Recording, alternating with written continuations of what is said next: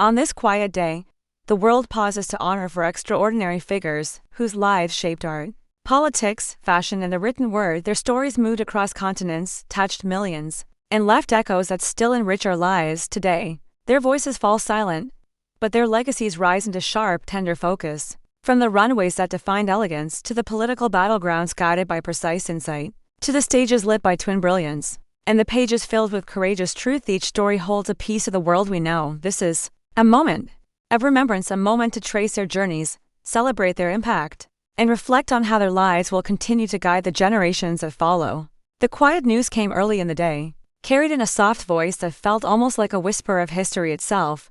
Viola Fletcher, known lovingly across generations as Mother Fletcher, has passed away at the age of 111. The confirmation moved gently through communities, reminding people that a living bridge to one of America's darkest chapters had finally reached its end.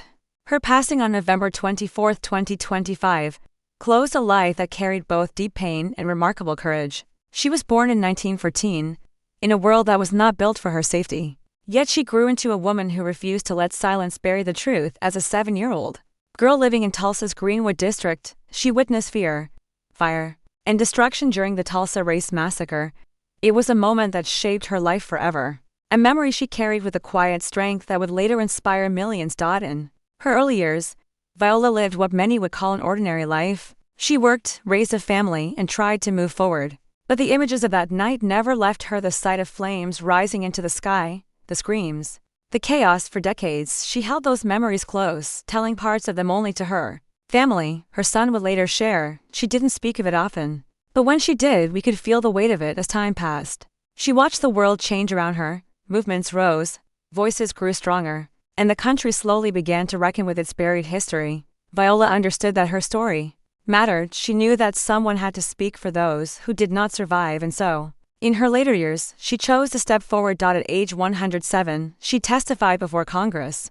Her voice was soft, but every word carried truth that could not be ignored. "I still see black men being shot," she said. "I still hear screams." Her testimony became a powerful reminder that history is not distant. It lives in those who survived it and in the stories they choose to share. People who watched her speak described feeling a deep calm in her presence, as if she had found a way to hold grief and hope at the same time. A community leader in Tulsa once said, "When Mother Fletcher talked, you didn't just listen. You felt." After her testimony, tributes poured in from around the world. Young people called her a symbol of resilience. Historians described her as a living archive. Families who had ties to Greenwood thanked her for carrying a truth that had been ignored for so long. She never asked for fame or recognition. She simply felt it was time. Her later years were filled with quiet routines and moments of reflection. She often spent mornings sitting by the window, watching the sunlight move across the room. Family members say she liked to talk about small joys, such as the sound of birds or the comfort of warm blankets. These small things were reminders that life, despite everything, still held beauty. In public, she moved slowly but with dignity. At ceremonies in Tulsa, people would gather around her, knowing they were standing next to someone who had witnessed a part of history that the world had once tried to erase. Some would cry, some would thank her, and others would simply hold her hand. She welcomed all of it. In 2021, she published a memoir with her brother, Hugh Vanellis, who was also a survivor. Their book helped bring national and international attention to the massacre. Many readers described it as gentle yet painful, a story told without bitterness, but with a clear message about justice and truth. When asked why she decided to write it, she simply said, "People need to know." Throughout her life, Viola remained grounded. She loved music, especially old hymns. She enjoyed quiet conversations, sharing stories from her childhood and meeting younger generations who looked to her as a guide. Family members often said she brought a sense of peace into the room. Her presence felt like a blessing. Her granddaughter once said, "Even when she didn't speak, she made you feel safe." She lived long enough to see a new chapter in the recognition of Greenwood's history. Museums, documentaries, and public memorials grew in number. A new conversation about reparations began to take shape, supported by her testimony and the testimony of other survivors. Although she did not see full justice delivered in her lifetime, she played a central role in restoring the truth that had been hidden for decades. In the final years of her life, Viola's movements became slower and her days grew quieter. But her mind stayed sharp, and she continued to offer gentle advice to those around her. One family member recalled her saying, "Keep going. The world changes when people don't give up. Her passing was met with heartfelt tributes from across the country. Messages came from activists, educators, public leaders, and ordinary people who had learned about her journey. One message on social media read, "She carried the fire of truth longer than anyone. Because of her, the lost voices of Greenwood live." Another tribute said, "She taught us that survival is not just living through something, it's choosing to speak about it." Many described her as a symbol of strength. Others called her a reminder of the shadows that still linger in the country's past. But all agree that her courage helped open doors to conversations that had been locked for far too long. In Tulsa, community members placed flowers near the memorials in Greenwood. Some left handwritten notes, others held quiet gatherings, sharing stories of what her testimony had meant to them. The tone was calm and respectful, not heavy with sorrow but full of gratitude. A local pastor said during a small tribute, "Mother Fletcher showed us that even the softest voice can shake the walls of silence." His words echoed through the room as people nodded in recognition. As the news settled, many reflected on the remarkable span of her life. She lived through 2 world wars, the civil rights movement, and a century of social change. She saw new generations rise with new hopes, and she remained steady, carrying the memory of Greenwood with a grace that inspired everyone who met her. Her legacy now belongs to history, but it also belongs to the people who carry her message forward. Her story teaches that remembering is an act of healing, and sharing the truth is an act of justice. Every student who studies the Tulsa Race Massacre, every documentarian who tells a story, and every advocate who pushes for accountability is shaped by the path she helped open. Today, people do not only mourn her passing, they honor her life, they honor her courage. They honor the child she once was, the survivor she became, and the witness she chose to be. As the day ends, her memory rests gently in the hearts of those who admired her. Her journey reminds us that resilience can last a lifetime, and truth can survive even the darkest night. Viola Fletcher leaves behind more than memories. She leaves a voice that will continue to guide the search for justice, a story that will be told for generations, and a legacy that stands as a quiet, powerful testament to strength. And as the world whispers its farewell, her name becomes part of the enduring light that keeps Greenwood's history alive. The morning began with a gentle but heartbreaking announcement, confirming the loss of a man whose touch shaped the look of generations. Paul Costelloe, the celebrated Irish fashion designer, has passed away at the age of 80. His death, confirmed on November 21, 2025, brought a quiet sadness across the fashion world. Designers, admirers, and former clients paused to remember the man whose work blended elegance with warmth and innovation with grace. For decades, Costelloe stood at the center of global fashion, guiding trends with a steady and artistic hand. His clothes were known for their movement, their simplicity, and their quiet confidence. People often said his designs felt like stories stitched into fabric, soft, personal, and instantly recognizable. He believed clothing should feel natural, not loud, and he shaped an entire era with that philosophy. Born in Dublin in 1945, Paul grew up watching the world with sharp eyes and a gentle curiosity. His early interest in drawing became the first sign of the creativity that would later define him. Friends recall how, even as a child, he paid attention to the small details: how a sleeve curved, how a color fit into a room, how light hit a surface. Those small moments filled his imagination. After studying fashion across Europe, he stepped into the industry with quiet confidence. His early career took him through Paris, Milan, and London. Each city shaped him in different ways, but he never lost the Irish roots that grounded his sense of style. In interviews, he often said, "I designed from a place of honesty. Clothes must feel true." His rise became steady and undeniable, but it was his work with Princess Diana that brought him international recognition. Their professional relationship began in the late 1980s, and it quickly became one of trust and artistic harmony. Costelloe understood her elegance and her strength, and his designs reflected both. Many still remember the soft lines, the light colors, and the timeless silhouettes he created for her. Those outfits became part of her public image, and they helped cement his place in fashion history. Through the 1990s and 2000s, Costelloe built a global brand that carried his signature voice. His collections walked major runways with a blend of tradition and modernity. Observers often described them as classic with a twist, noting how he never chased trends but instead shaped his own path. His work became known for celebrating the beauty of everyday life. He once said, "Fashion should lift people, it should make them feel seen." Colleagues admired his work ethic, friends appreciated his humor, and models loved that he treated everyone with respect. A former model who worked with him in London once shared, "He made us feel like partners, not props." He would ask how we felt in the clothes. That meant everything. As his career grew, he expanded into accessories, menswear, and even interior design. His brand became a trusted name associated with calm colors, thoughtful structure, and lasting quality. He also became known for encouraging young designers. Many of them credit him with shaping their early careers. One tribute from a former apprentice read, "Paul didn't just teach fashion, he taught kindness in his personal life." Costelloe was a devoted father and husband. His family often described him as gentle and surprisingly soft-spoken.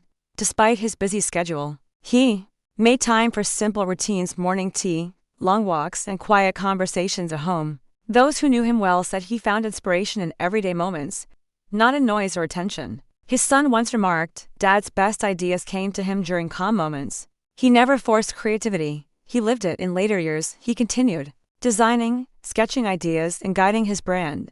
Even as he stepped back from the front lines of fashion, his influence stayed strong. Many of his later collections carried a nostalgic warmth, as if capturing memories of earlier decades while offering something new. These collections were praised for their maturity and emotional depth. Critics says he had mastered the art of blending past and present without losing himself. When news of his passing broke, the reaction was immediate and heartfelt. Social media filled with photos of his designs and messages of gratitude. Fashion houses released statements honoring his contributions.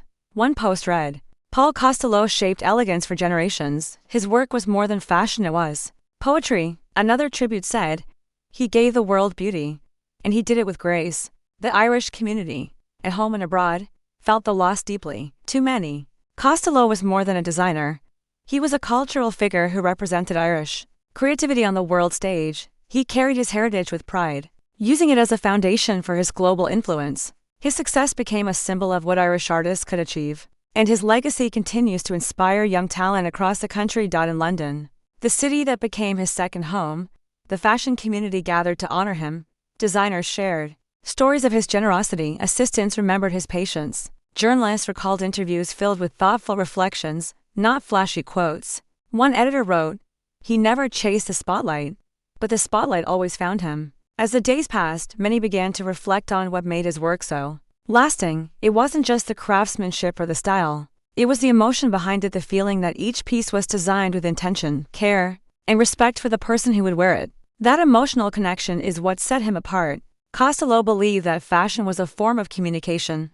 He often told students, "Clothes speak before we do." And he spent his life creating designs that spoke with gentleness and confidence. His collections carried stories, memories, and moments. They made people feel beautiful without trying too hard, and that was his gift. He also played a major role in defining modern British and Irish fashion. His runway shows were known for their calm elegance. His brand became a stable part of London Fashion Week for decades. Critics admired his consistency. Buyers appreciated his reliability.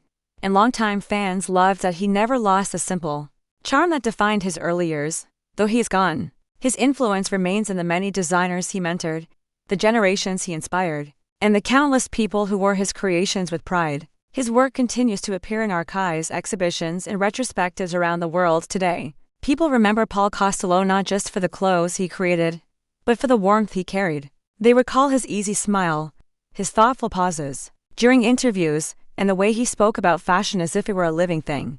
A quiet energy followed him, calm, respectful, and creative. His legacy is stitched into the world he helped shape.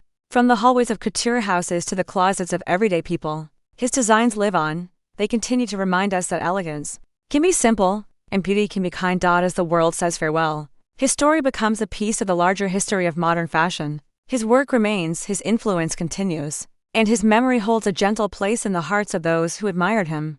Paul Costelloe leaves behind a legacy built on grace, imagination, and sincerity, and as his chapter closes, his light continues to shine in every design that carries the spirit he shared so generously with the world. The news arrived in a quiet tone early in the day, marking the end of a life spent studying the nation's heartbeat through numbers and truth. Mark Mellman, one of America's most respected political pollsters, has passed away at the age of 70. His death, confirmed on November 20, 2025, left many in politics reflecting on the man who shaped campaigns, guided leaders, and helped explain the public mood with clarity and care. For more than 4 decades, Mellman stood behind the scenes of American politics, measuring shifts in opinion, mapping voter emotions, and translating data into strategy. He was known as the calm voice in chaotic times, a person whose steady work helped candidates understand the people they hoped to serve. His influence reached presidents, senators, governors, and community leaders across the country.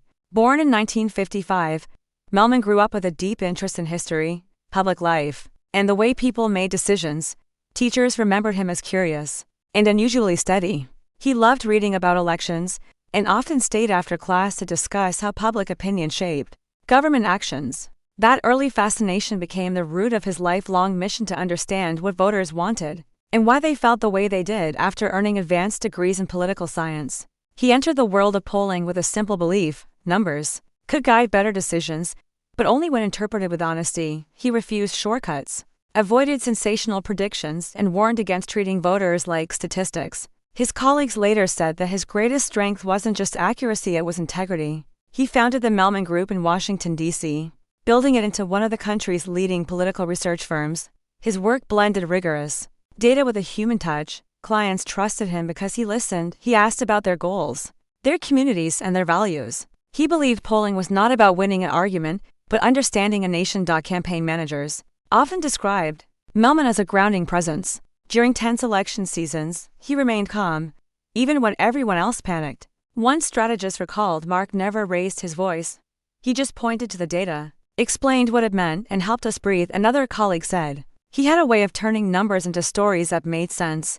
Throughout his career, Mellman helped shape major political moments. His insights guided national campaigns, legislative efforts, and critical public debates. He analyzed everything from healthcare to climate policy, always focusing on how real people felt about the choices before them. His work helped leaders understand not only what was happening, but what could happen next. He was also deeply respected in the media. Reporters valued his clarity and honesty. When speaking in interviews, he offered steady explanations without drama. He never exaggerated trends or predicted outcomes with certainty. Instead, he reminded audiences that voters were complex, emotional, and thoughtful. His words often carry patience. Data is a tool, he once said, it doesn't replace understanding, it leads us toward it. Despite his national influence, Mellman remained humble. Friends say he preferred quiet routines: morning coffee, long walks, and reading late into the night. He enjoyed discussing books, listening to jazz, and spending time with his family. His children often described him as thoughtful and soft-spoken. One of them shared, "Dad cared about the world, but he cared about us even more." In the mid-body of his career, Mellman became a mentor to young analysts. He taught them that polling wasn't just math, it was responsibility. He encouraged them to approach public opinion with respect, not judgment. Many of his former students went on to become leaders in political research, carrying forward his principles of fairness and accuracy. He also helped create new standards for polling transparency, pushing for clearer communication about how surveys were conducted. His colleagues at professional associations said he raised the bar for the entire field. One tribute from a longtime peer read, "Mark Mellman didn't just measure opinion, he elevated the entire practice." Even near the end of his life, Mellman continued working, writing, and advising. He believed that the nation's political divides made honest data more important than ever. He often urged people to listen to each other and to view differences as part of democracy, not threats to it. Polling is about connection, he said in one interview. It helps us see what others feel, even when we disagree. When news of his passing spread, messages of gratitude came from across the political spectrum. Lawmakers from both parties praised his fairness. Journalists thanked him for decades of guidance. Young pollsters expressed admiration for the man who taught them how to read numbers with heart. One tribute from a former senator read, "Mark Mellman helped leaders understand the American people. His voice was steady, his insights honest, and his impact lasting." A social media message from a longtime colleague said, "We lost a teacher, a friend, and one of the most trusted minds in political life." In Washington, many remembered him as someone who shaped decisions without ever seeking the spotlight. He didn't raise banners. He didn't chase headlines. Instead, he focused on accuracy, truth, and service. His passing leaves a noticeable silence in the world of political strategy. For years, he served as a quiet force behind some of the country's most important conversations. Now, that steady voice is gone, but its influence remains in the institutions he strengthened and the people he taught. As the political community reflects, many describe him as a bridge between public opinion and public action. He believed that leaders should listen, not assume, and he believed that data, when used with honesty, could help strengthen democracy. His legacy now rests in the countless campaigns he guided, the research standards he helped build, and the generations of young analysts inspired by his approach. He proved that behind every number is a person, someone with hopes, fears, and a voice that deserves to be heard. As the nation says farewell, his story continues in the work of those who follow his path.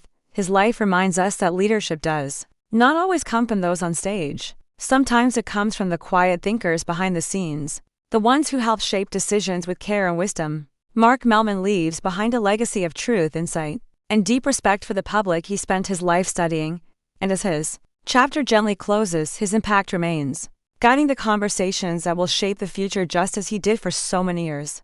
The early morning carried a quiet message across Britain, confirming the loss of a man who spent his life turning empty fields into places families could call home. Duncan Henry Davidson, the visionary founder of Persimmon plc, has passed away. His death marks the end of a remarkable story, one built not only with bricks and roofs, but with hope, ambition, and a belief that everyone deserved a place to belong. News of his passing moved gently through communities, drawing tributes from homeowners, colleagues, and leaders who understood the depth of his influence for decades. Davidson was one of the most transformative figures in British homebuilding. His work shaped entire neighborhoods, introduced modern design to growing towns, and helped millions find the comfort of a stable home. He was known as a man who believed houses were more than structures. They were promises. They were beginnings. Born in 1940 in Scotland, Davidson came from modest roots.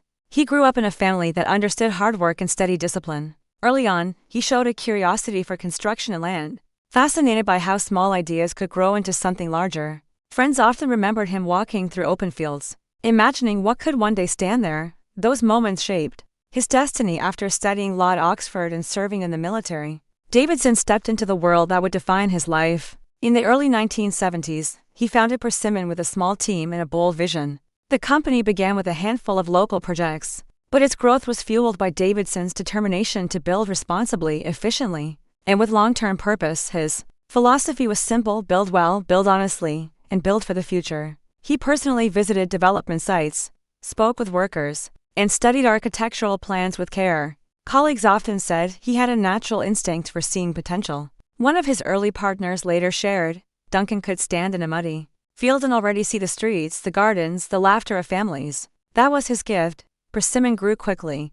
What began as a regional company expanded across the UK, becoming one of the nation's leading homebuilders under Davidson's leadership. The company built thousands of homes, affordable, practical, and designed for changing lifestyles. His methods helped shape modern British suburban development, influencing how entire communities would look for generations. In the mid-body of his career, Davidson faced challenges. Housing markets shifted, regulations tightened, and the industry changed.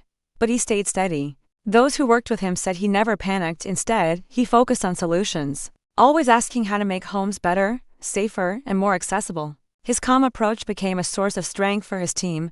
He also believed deeply in innovation. Persimmon homes often reflected new building techniques and updated materials. Davidson encouraged architects to experiment, to blend tradition with new trends, and to design spaces that felt warm and modern. He once said, "People don't just buy walls.